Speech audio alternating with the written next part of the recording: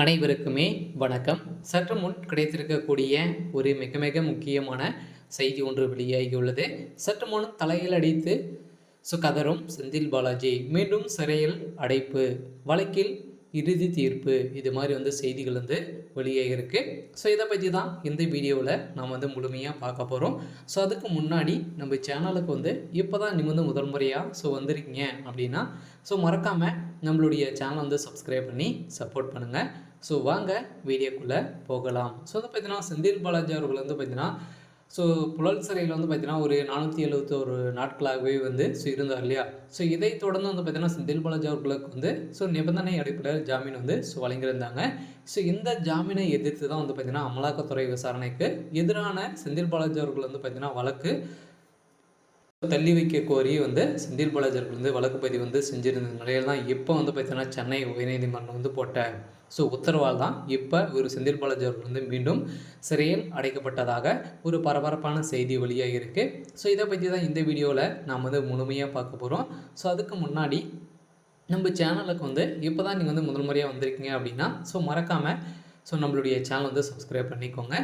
வாங்க வீடியோக்குள்ளே போகலாம். இப்போ பார்த்தீங்கன்னா செந்தில் பாலாஜி அவர்கள் பார்த்தீங்கன்னா அமைச்சராக இருக்கார் இல்லையா.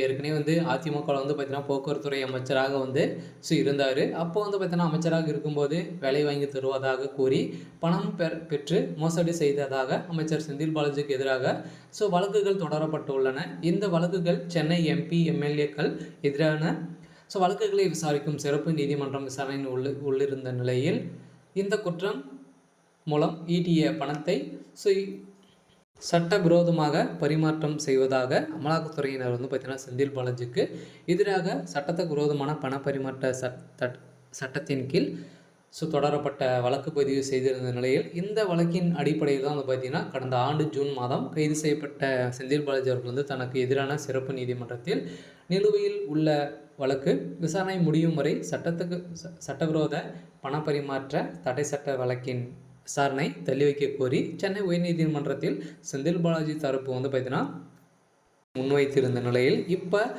செந்தில் பாலாஜியுடைய வழக்கில் பார்த்தீங்கன்னா அமலாக்கத்துறை களத்தில் இறங்கி மீண்டும் சிறையில் அடைக்கப்படுவதற்கான அனைத்து ஏற்பாடுகளும் இப்போ பார்த்தீங்கன்னா செந்தில் பாலாஜிக்கு எதிராக அமலாக்கத்துறை களத்தில் இறங்கி இவர் மீது வழக்கு பதிவு செஞ்சுருக்காங்க. இப்போ பார்த்தீங்கன்னா ரீசெண்டாக கூட பார்த்தீங்கன்னா ஒரு 310 கோடிக்கு மேலே பார்த்தீங்கன்னா ஊழல் செஞ்சுருக்காரு அப்படின்ற மாதிரி தான் இப்போ பார்த்தீங்கன்னா திடீர்னு அறிவிப்பு வெளியாகி வருகின்ற நிலையில் தான் இப்போ திடீர்னு செந்தில் பாலாஜிக்கு சம்மந்தப்பட்ட அனைத்து இடங்களிலும் ரைடுகள் நடந்திருக்கான சம்பவம் பெரும் அதிர்ச்சியை ஏற்படுத்தியிருக்கு. இருந்தாலும் என்ன நடக்க போகுது அப்படின்றத வெயிட் பண்ணி பார்க்கலாம்.